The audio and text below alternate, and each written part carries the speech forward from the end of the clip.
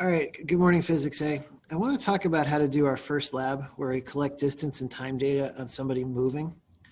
Most of you will do this in class, but there are virtual Vikings and there are a whole cohort of students, day one, cohort A, that won't have a chance to because of the schedule. It's a pretty easy lab to do. And what you need to do is find some place that has regularly repeating lines. And the sidewalk outside the B wing at the high school works pretty well. But really anything that's regularly repeating, like a football field or even fence posts that are even, like maybe these fence posts over here. And let me show you what you're going to do.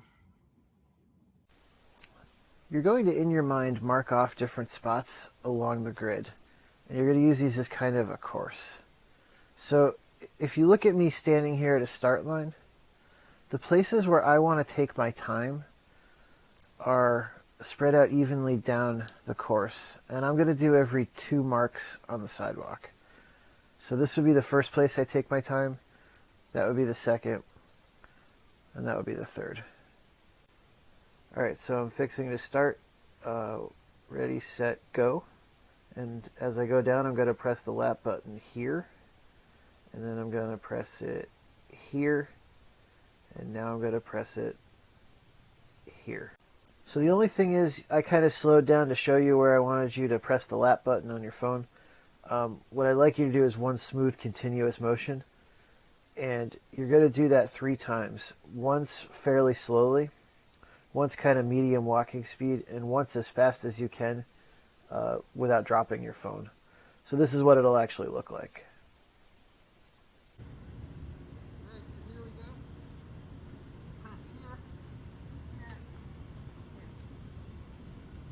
So I've given you a place to record your data in this table.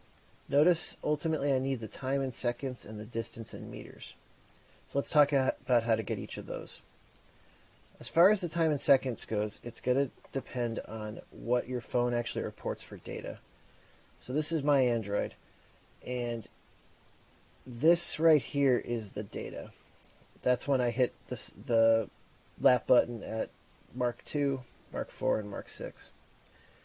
And it should look like this. It should be significantly increasing because it's going to take us a lot longer to get to the 6 than it did to get to the 2. So if your data looks like that, it's probably okay to use directly. Not every phone or stopwatch gives you that, though. A lot of times it's going to give you the laps, which it's got over here in a smaller font. But if you look at your data and the data all has about the same time, well, that doesn't make sense. It shouldn't take about the same time to get to 6 as it does 2. And what this is this is the time between marks. So if you've got numbers that look like this, you're going to have to convert it into numbers that look like that. And you do that by simply adding each lap to what you had before. So notice if my second lap is 2.3 seconds, if I add it to the 3.02 that was my first lap, I get 5.32. And that's, of course, what my phone's reporting here. So that 5.32 is what you'd want to put down for the 4th mark.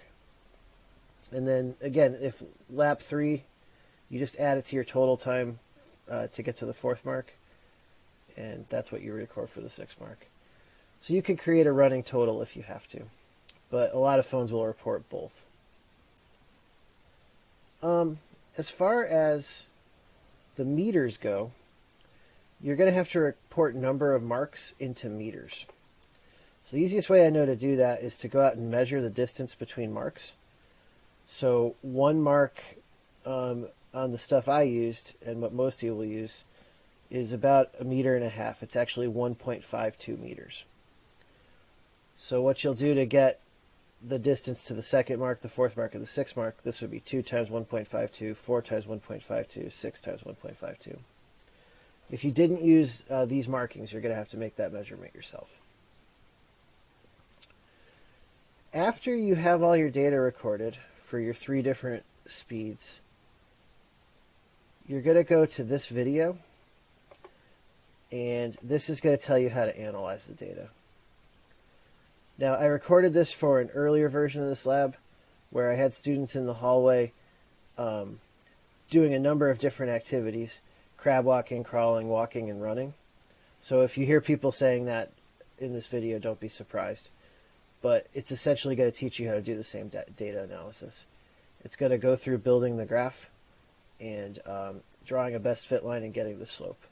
And that's what I'd like you to do for your data as well.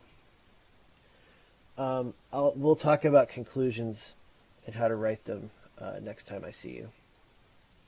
Good luck. Have fun. This is a fun lab to do.